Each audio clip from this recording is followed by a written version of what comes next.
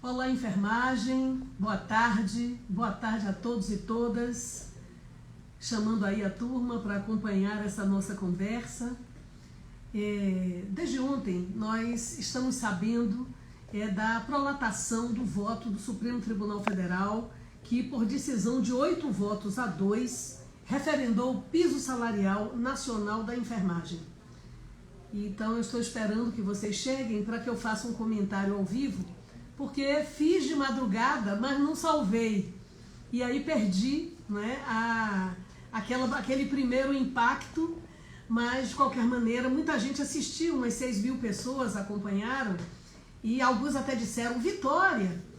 E eu estou vindo agora de tarde para comentar tudo de novo.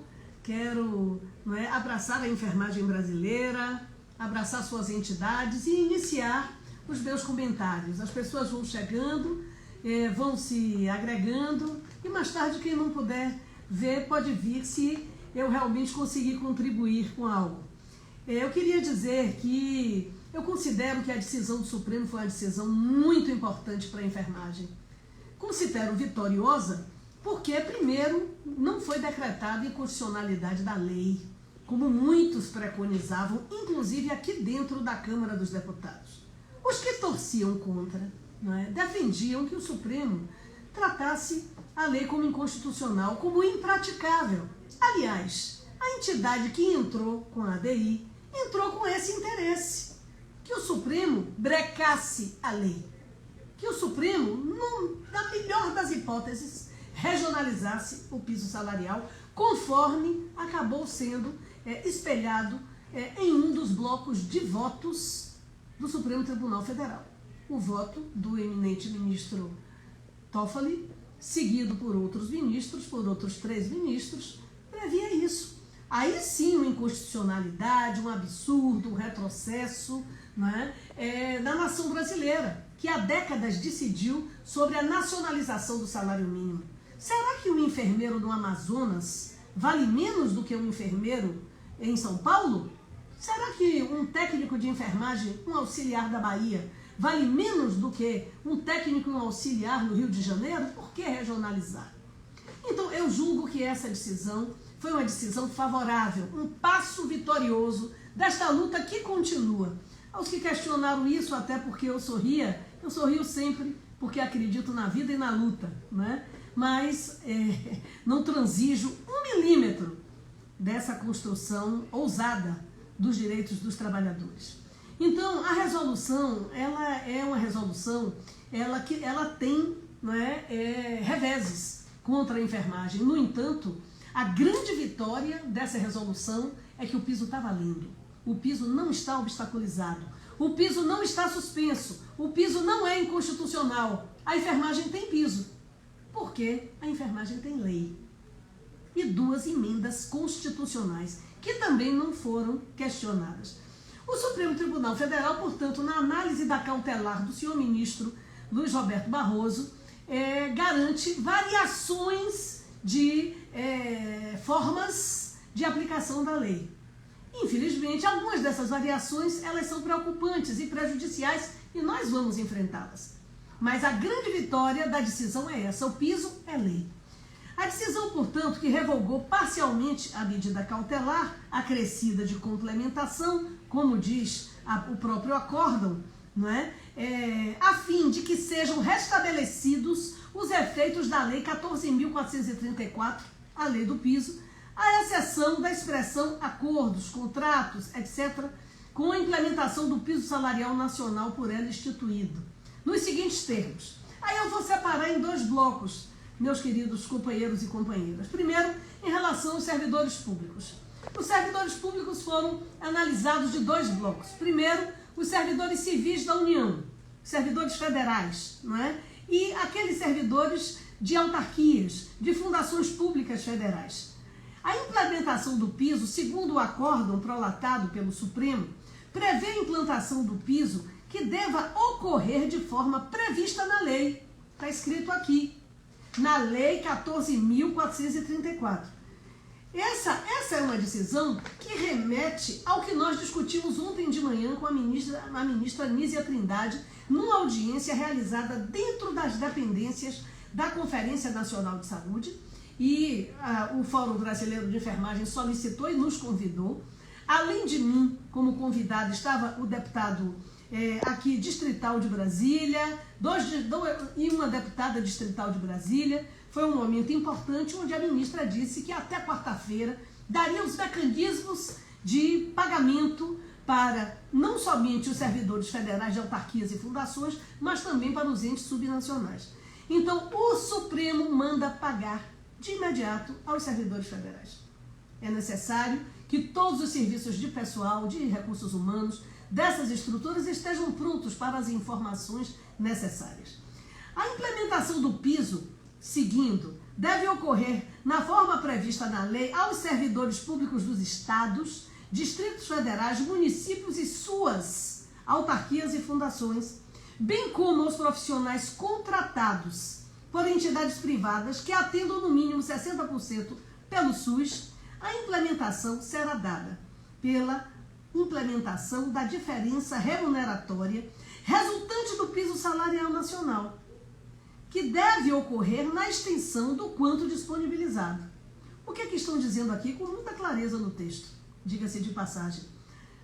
A União tem que passar para estados, municípios e suas autarquias e fundações públicas, devem passar, assim como para as filantrópicas e os 60% privados contratualizados SUS e os privados com 60% contratualizado com o SUS, não é? Os recursos. E diz o acordo que o pagamento, não é, deverá ocorrer na extensão do quanto disponibilizado, a título de assistência financeira complementar pelo orçamento da reunião, com redação dada pela Emenda Constitucional 127, de autoria do deputado Mauro Benevides Filho, eu falo o nome dele, e relatada por mim, inclusive com acréscimos ao texto original do deputado. Isso aqui significa o quê? A União terá que passar, minha gente, o dinheiro para estados, municípios, como a gente vem falando o tempo inteiro. E o quantitativo desse dinheiro é que complementará o piso. Se passar a menor, vai pagar a menor.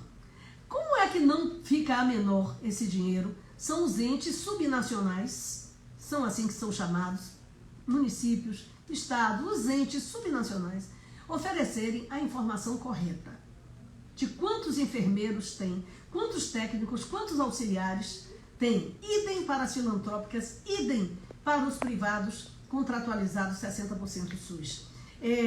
Ontem de manhã, a ministra Nízia já nos informava, este dado é muito importante, que já 4 mil municípios haviam passado as informações. Qual é a tarefa do momento, enfermagem? É checar gentilmente com as suas secretarias de saúde, com os seus departamentos de recursos humanos e pessoas, como foi essa listagem.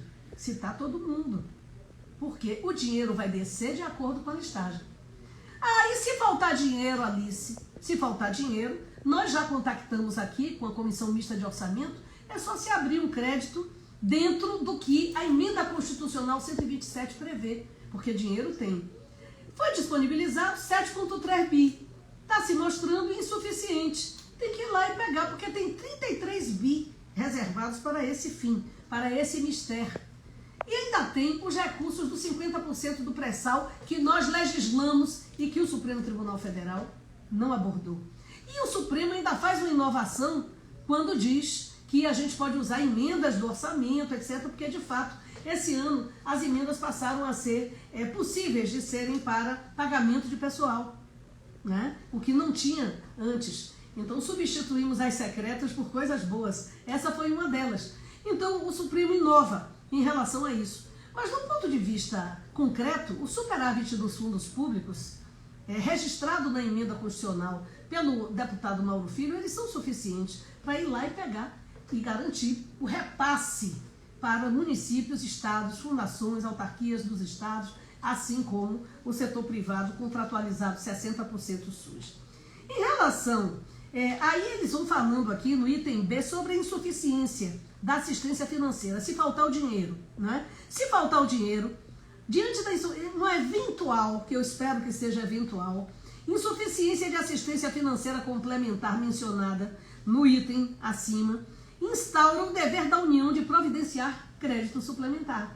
Então o próprio Supremo diz isso, não é? A União fica instaurada o dever a ela de providenciar o crédito suplementar, cuja fonte são recursos provenientes do cancelamento total e parcial de dotações tais como aquelas destinadas ao pagamento de emendas parlamentares individuais, projetos e ao projeto de lei orçamentário destinado a ações de serviços públicos de saúde ou direcionadas àquela briga, né, judiciário e legislativo, ou direcionadas às demais emendas parlamentares de relator, etc., do orçamento. É a inovação que o Supremo faz sobre fonte de pagamento.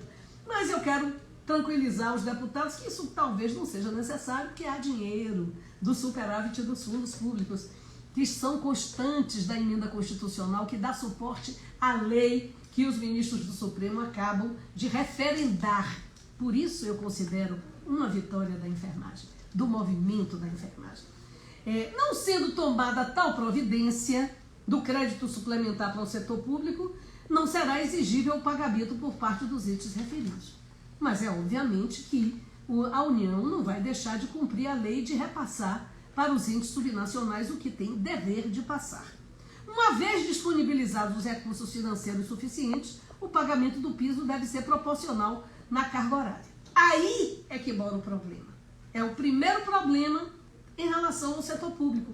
Na minha opinião, é o grande problema em relação ao setor público, porque o resto está garantido. Está garantido pagar para a União e está garantido descer o dinheiro para os entes, que eu já citei aqui 2 vezes, subnacionais constantes da lei, né?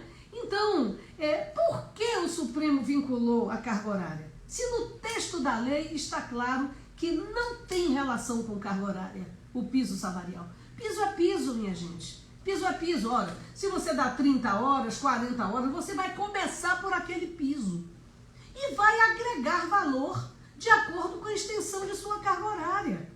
Então, essa inovação do Supremo, as entidades da enfermagem e nós próprios, parlamentares, não é? Através das instituições partidárias, podemos questionar junto ao Supremo. Porque não há possibilidade de vinculação com carga horária. Isso é uma interpretação que o Supremo faz de acordo com a sua natureza de organismo regulamentador e fiscalizador do cumprimento da lei e da Constituição, mas isso não consta da lei. O Supremo, neste caso, legisla. Quero, inclusive, asseverar o que meus colegas já estão dizendo aí nas diversas lives, que não há 44 horas no setor público, senhores ministros. Não é? Ministro Gilmar Mendes, que veio da AGU, sabe disso. Não tem 44 horas na AGU? Não tem. E não tem também no setor público. 44 horas tem no setor privado, exploração brutal. Tanto que a reivindicação do setor privado do operariado 40 horas semanais. No caso da saúde, há muito tempo se faz negociações, inclusive locais, não é? De 6 horas corridas e uma manhã e tarde. O conhecido MT, quem é da saúde sabe, né? Eu própria participei dessa negociação no meu hospital universitário. Então não tem 44 horas. Os advogados dizem que é possível, eu já falava da live que eu não consegui salvar, não é? E só tive tempo de fazer uma outra agora, que nós podemos entrar com um embargo de declaração para dizer ao Supremo, declarar ao Supremo que não há 44 horas no setor público. Portanto, isso aqui é o ponto fora da curva na regulamentação que o Supremo, através desse acordo, propõe para o cumprimento da lei da enfermagem, porque a lei foi garantida, a lei está legalizada, a lei não está suspensa. Isso é uma vitória. É uma vitória. Né? E não foi regionalizado o piso. Esta é uma vitória ainda maior, porque seria um absurdo se isso acontecesse. E foi a luta de todos vocês e a nossa que segurou que isso não ocorresse. Portanto, como tratar as 44 horas do setor público? Talvez um embargo de declaração. Os juristas estão se debruçando. O departamento jurídico dos sindicatos, os amigos aqui da Câmara que sempre nos ajudam, não é, com essas interpretações. Mas 44 horas não há. não é, no setor público. Então, nós vamos ter que discutir essa proporcionalidade. Até aí a coisa veio bem, né? Portanto, ponto positivo, e veio esse ponto fora da curva das 44 horas. Acabada a questão do setor público, que eu espero que esteja devidamente esclarecida, vem a questão do acórdão, né, da análise do Supremo sobre a consolidação do Supremo sobre aqueles 8 votos em relação ao setor privado, não é? Então, o que eles dizem? Pelo voto médio, referendou também o seguinte item da decisão, em relação aos profissionais seletistas, em geral. Ele cita em geral. A implementação do piso salarial nacional deverá ser precedida de negociação coletiva entre as partes. Ou seja, antes de implementar o piso, o Supremo, através deste acórdão prolatado, não é, diz que deverá iniciar-se uma negociação. Então tem que ter uma conversa com o patronato antes da implementação do piso. CEB Bahia, Guerreiro, Alessandra, vai ter que reunir com o patronato local, com a associação local, não é, das empresas de saúde, de assistência à saúde, e de preferência chamando, né, a Superintendência do Trabalho, o Ministério Público do Trabalho, com a lei na mão. É importante isso, e realizar essa negociação coletiva entre as partes, com uma exigência procedimental imprescindível, diz o Supremo. Ou seja, dá a chance ao setor privado de negociar antes do piso. Possivelmente uma tentativa de amortização, de regatear, né? No entanto, é uma decisão do Supremo. Então, monta-se a mesa de negociação para uma conversa antes da implementação do piso. Levando em conta, diz o acórdão que vai assinado pelo ministro Barroso, que substituía esses dias a ministra Rosa Weber na presidência do STF, levando em conta a preocupação com demissões em massa ou prejuízos para os serviços de saúde. Porque nós estamos sabendo, né, gente, que está havendo demissão antes de ninguém ter botado no setor privado o dedinho no bolso para pagar nada. Então demitiram em muitos lugares do Brasil. Tem algumas câmaras municipais mudando a nomenclatura do técnico e do auxiliar de enfermagem para técnicos em assuntos especializados, para tirar esta parcela do alcance da lei do piso. Quando viram que iam perder, né, passaram a induzir. Agora, um vereador que faz um projeto desse tem que ser checado politicamente pelos trabalhadores da enfermagem. Porque, ora, eu sou uma farmacêutica, vai chegar o meu contra-cheque como, não técnica em dispensação de medicamento? O que é isso? Mudar a identidade, seja um estelionato profissional? Não pode fazer isso com o trabalhador. Isso é um absurdo. Como nós vimos numa Câmara lá, no Rio Grande do Sul, a mesma que um cidadão estava lá atacando com falas racistas uma servidora e machistas. Aí eu procurei saber, vem cá, estava votando o que ali? Era isso. Estava votando a mudança da nomenclatura. Então o Supremo dá essa vírgula de preocupação aqui, para que essa negociação leve em conta não haver demissões em massa, mas também não haver prejuízos à assistência à saúde. É claro que esse não haver prejuízo à assistência à saúde está na cara, que é a discussão das greves, né? Das paralisações, que por sinal muito efetivas em muitos lugares do país, cumprindo a lei. Agora, não havendo acordo, segue o acórdão, incidirá a lei 14.434. Sabem que lei é essa? A lei do piso, senhores.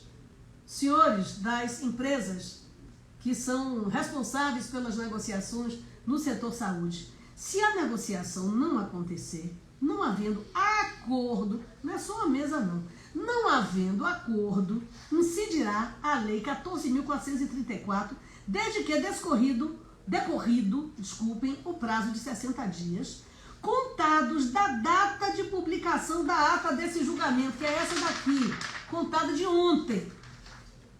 Contada da ata. Tem que ver qual foi o dia da ata. Se a ata assinou ontem ou se assinou anteontem, assinou no fim do julgamento lá, né, na sexta-feira.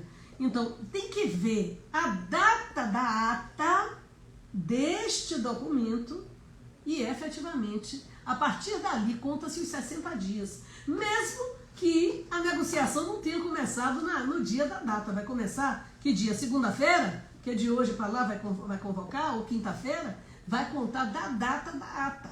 60 dias. Não havendo acordo, estou sendo clara? Não havendo acordo, vai cumprir a lei in natura, ipsiliteri, como está escrita. Certo? Então, isso é muito importante para o setor privado. Evidentemente que nós queríamos, outro ponto fora da curva, o cumprimento imediato da lei, não é? Mas o Supremo faz essa digressão e coloca essa mesa de negociação na busca de acordo antes do cumprimento da lei. Eu quero só dizer uma coisa que eu disse de madrugada na live que eu não consegui salvar. Acordo coletivo, negociação coletiva não é lei. Lei é lei. E a enfermagem tem lei, tem piso. E o próprio Supremo referendou isso. Primeiro parágrafo do acordo. Vitória. Então, não havendo acordo, incidirá a Lei 14.434, desde que decorrido o prazo de 60 dias, contados da data de publicação da ata deste julgamento, vencidos os ministros Dias Toffoli, Luiz Fux, Nunes Marques e Alexandre de Moraes. Tudo nos termos do voto conjunto do ministro Luiz Roberto Barroso, relator, ministro Gilmar Mendes. Proclamação realizada pelo ministro Luiz Roberto Barroso, vice-presidente no exercício da presidência. Plenária virtual de 23 de junho de 23, a data é essa. 23 de junho de 23 a 30 de junho de 23. Essa é a data, 30 de junho. Tem que ver a ata mesmo, o dia da ata, que é o dia que o setor privado vai contar para fazer a contagem de calendário de 60 dias. Se em 60 dias não houver acordo, cumpre-se a lei in natura. Como está? Como é que está? Nós sabemos, né? Quanto é o piso da enfermagem, do enfermeiro, do técnico, do auxiliar e da parteira. Um beijo para as parteiras. Esse é o acórdão do Supremo Tribunal Federal. Vitorioso porque, felizmente, obtivemos um acórdão suprimindo a regionalização. Segundo, não houve outro tipo. Dois problemas. As 44 horas do setor público, né, que precisaram ser mitigadas com embargo de declaração, com o que quer que seja, não é? E a questão financeira, que na minha compreensão está resolvida desde que a Casa Civil, o Ministério da Saúde, a Secretaria-Geral da Presidência da República, os organismos que vêm conversando com a enfermagem, têm uma clareza do que está escrito literalmente, ipsiliteri, a emenda constitucional 127. Existem recursos e nós estamos dizendo isso desde a hora que aprovamos esta emenda constitucional. Para o setor privado, também a garantia da exigibilidade da lei, sem regionalização, não é, etc. No entanto, com a circunstância de que tem 60 dias de contagem para a feitura de um acordo. Se não houver acordo, cumprimento da lei. Enfim, a lei sai fortalecida. O que eu quero dizer é que a lei sai... Eu não tenho qualquer, digamos assim, prurido em dizer a lei sai fortalecida. O que nós fizemos aqui no Congresso Nacional sai fortalecido, sai consolidado. Agora é acompanhar os passos. Alice, que dia vai pagar? Bom, o Serviço Público Federal pode pagar na próxima folha. O Serviço Público Estadual, Municipal, as fundações municipais, os filantrópicos que estão no âmbito dos estados, são conveniados com os estados, e os contratualizados SUS, né, efetivamente dependerão do repasse da União para esses entes. Então é preciso verificar como essas listagens subiram e quanto vai descer de recurso, porque acontecerá o pagamento de acordo com o aporte de recursos. Isso é muito importante. Mas isso já estava previsto na lei. E também nas portarias, que apesar de terem dados insuficientes, não é? Porque a RAS não estava atualizada, mas as portarias já aventavam que era dessa forma que funcionaria a relação entre o governo federal e os governos de estados e de municípios. Por isso, é com tranquilidade que eu me dirijo a esses gestores no sentido de buscar fazer essa compatibilização o mais brevemente possível. E o setor privado é isso, iniciar imediatamente a sentada com o setor privado, patronal, para que se conte os 60 dias, porque o tempo está correndo, né? O tempo está correndo. 60 dias. Se não rolou o acordo, depois desses 60 dias tem que cumprir a lei. 60 dias do dia da ata, né? Eu é evidente, não tenho a certeza, mas tem que olhar no Diário Oficial, mas 30 de junho deve ser, né, o dia que a ata foi feita. Mas somente ontem é que esse acórdão foi publicado. Mas ele fala da data do julgamento. Ele fala da data do julgamento. Alice, ainda tem o julgamento do mérito? Sim, tem o julgamento do mérito. Agora, o Supremo não tem prazo para fazê-lo. O Supremo não tem prazo para fazê-lo. E, objetivamente, né, esse acórdão dá conta de pôr a lei em funcionamento.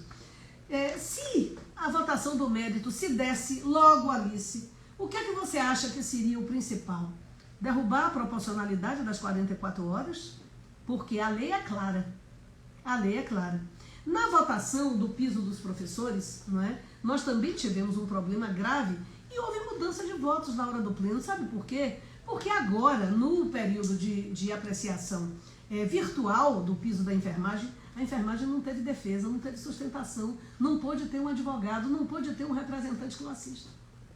Mas se a apreciação do pleno acontecer no plenário presencial, o que é correto, né, do mérito acontecer no plenário presencial, vocês terão direito a um advogado, a representação classista.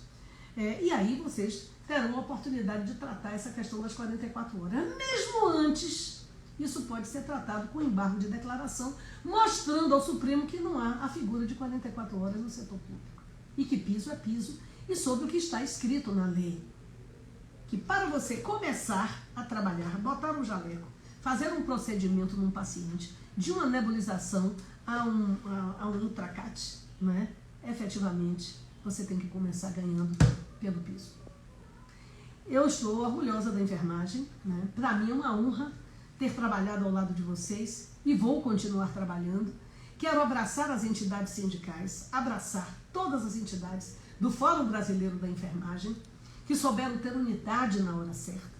Foi muito linda a audiência de ontem, as audiências outras que ocorreram nesses últimos dias, na terça-feira da semana passada, que inclusive a Câmara estava fechada, e eu vim a Brasília participar da audiência com outros deputados presentes, deputado Bruno, deputado Mauro, né? E foi realmente importante aquela audiência.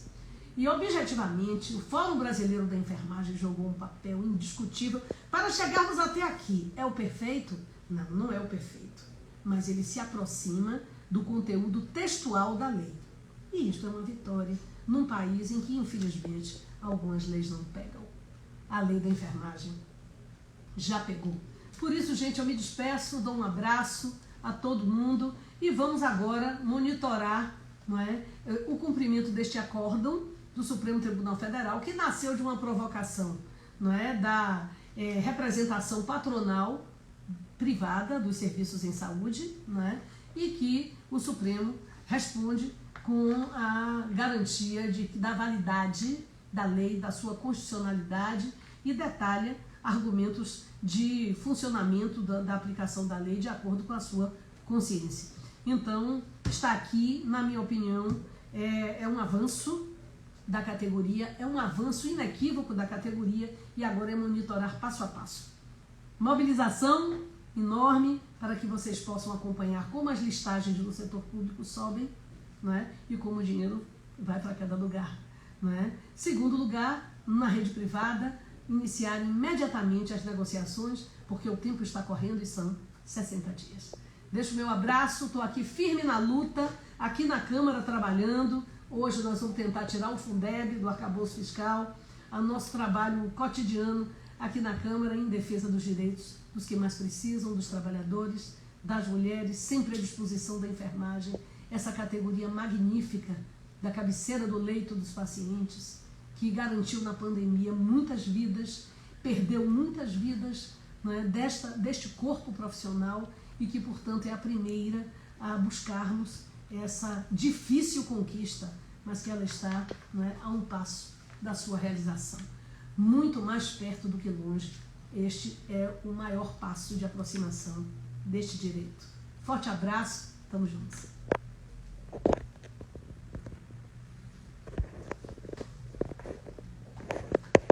E aí?